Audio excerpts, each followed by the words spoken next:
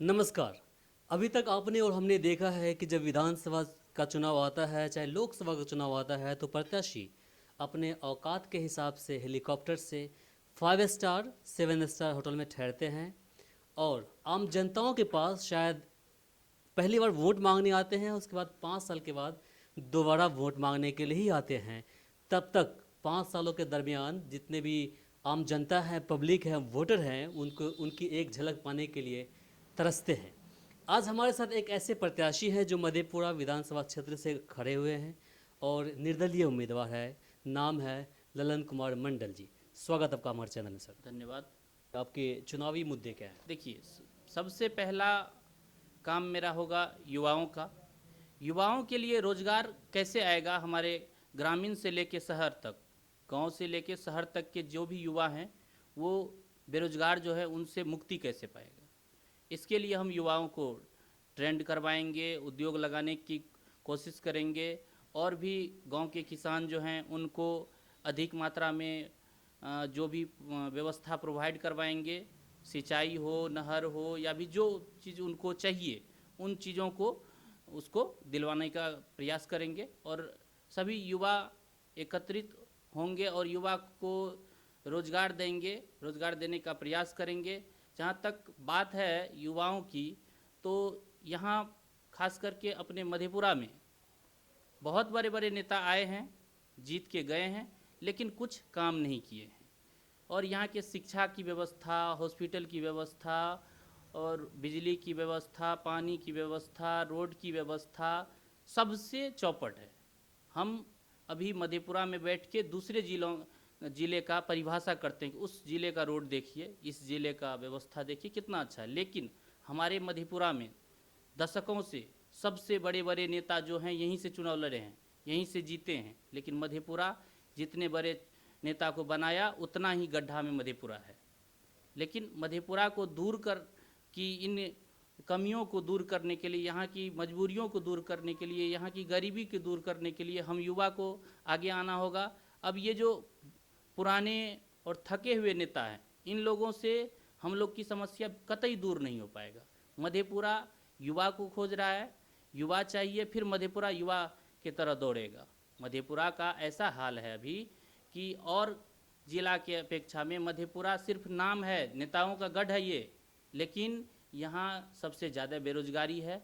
सबसे खराब स्थिति में मधेपुरा अभी चल रहा है। कौन जिम्मेदार इसके लिए, आप किसको मानते जिम्मेदार? इसके लिए हम सीधा सीधा यहाँ के जो पूंजीपति नेता हैं, बिल्कुल वो लोग बहुत पैसे ये कि आपको नहीं लगता है कि जितना जिम्मेदार नेता है उतना साथ उनके बराबर का जिम्मेदार एक वोटर भी है? देखिए, वोटर को ये लोग इतना निचोड़ दिए हैं। कहावत है कि बड़े बड़े नेताओं की कहावत है कि जनता को इतना निचोड़ दो कि वो जीना को ही विकास समझे। यहाँ के जनता को आज तक जो चीज़ दिखना चाहिए वो दिखने नहीं दे रहा है। सिर्फ 4 स्टार होटल में अपने ठहरेंगे। अभी पटना में किसान भवन बना है, बड़े बड़े बिल्डिंग बना है, किसान को तो उस पर पाँव रखने में डर लगेगा। किसान खेत से जुड़ा हुआ है, किसान ज़मीन से जुड़ा हुआ है, उनकी प्रॉब्लम को दूर करना चाहिए, ना कि बड़े बड़े बिल्डिंग बनानी चाहिए। किसान पे अभी लोन है, कर्ज है, उनको दूर करना चाहिए। लेकिन बड़े बड़े घोटाला करेंगे तो उनको भी उतना ही सज़ा, और 500 रुपये का भी किसी किसान से दिक्कत हो जाए, गड़बड़ हो जाए तो उनको भी वही सज़ा।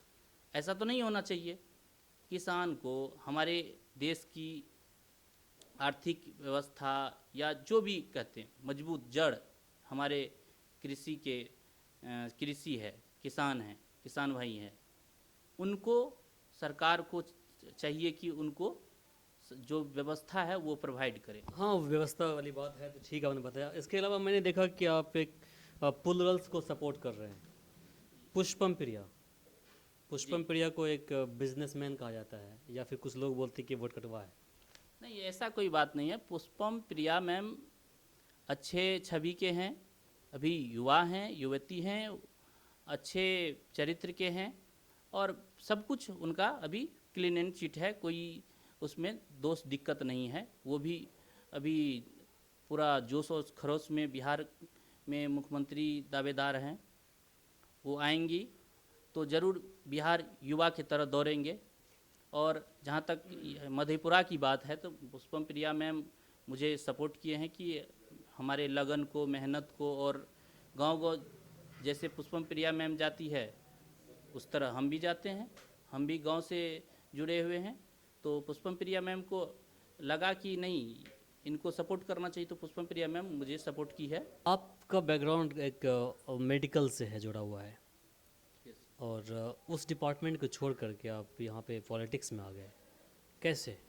देखिए, पॉलिटिक्स में आना सब कोई नहीं चाहता, या तो सबकी सोच अलग अलग होगी। हम मेडिकल से जुड़े हुए हैं, पीएमसीएच से हैं, पटना मेडिकल कॉलेज से पैरामेडिकल प्रदेश छात्र अध्यक्ष हैं।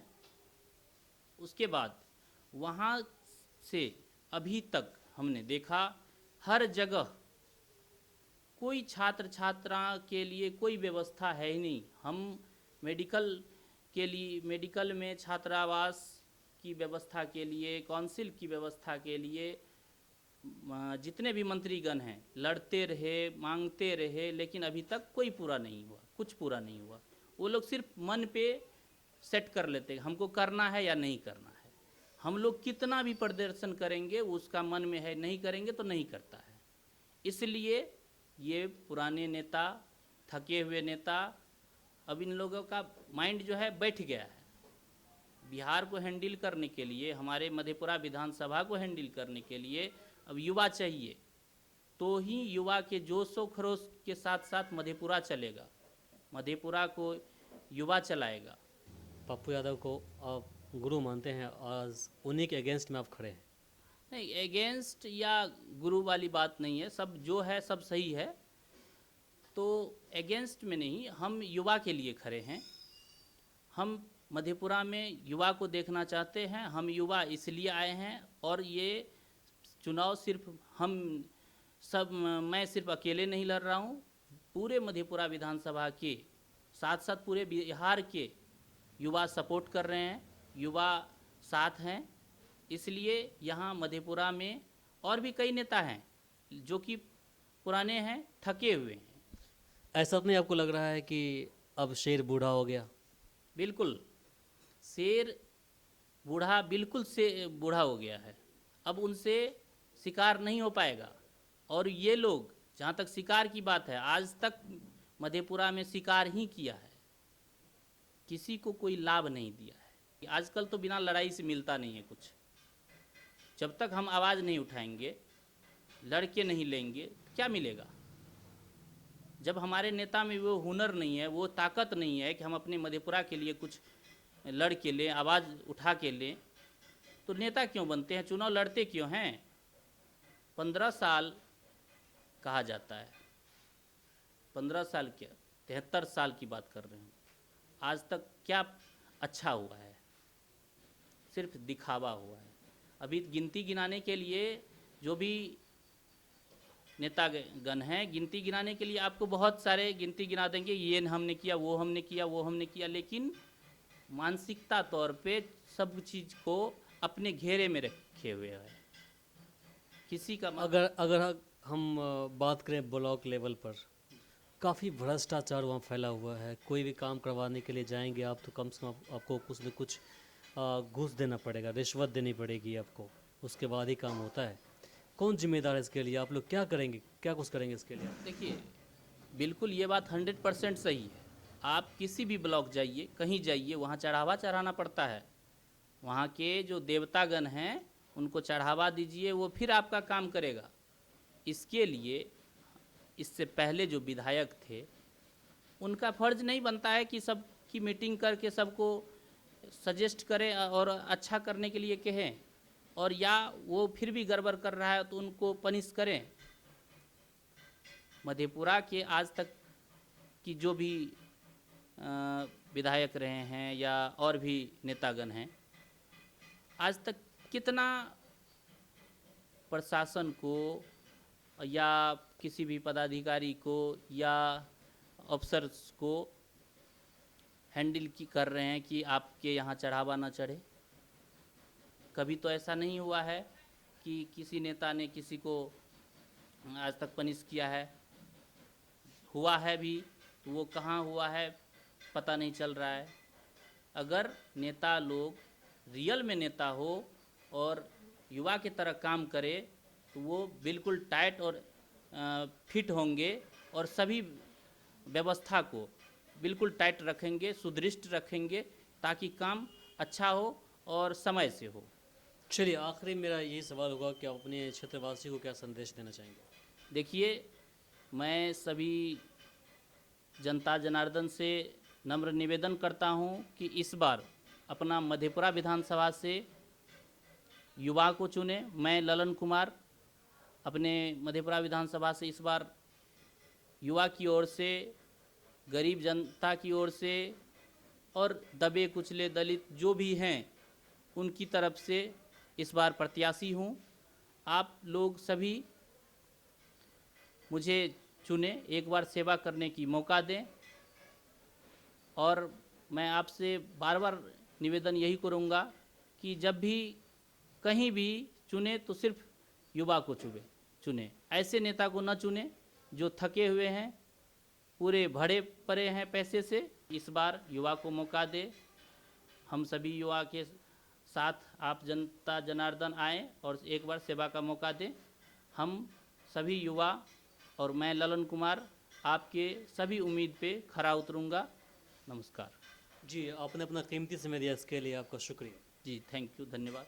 अभी हमारे साथ थे निर्दलीय उम्मीदवार ललन कुमार मंडल जी, जिन्होंने अपनी सारी बातें रखी। मेरे कुछ सवालात ऐसे थे जो कि दूसरी पार्टी से जुड़ी हुई थी और जो वास्तविक मुद्दे थे उन पे हमने सवालात किए।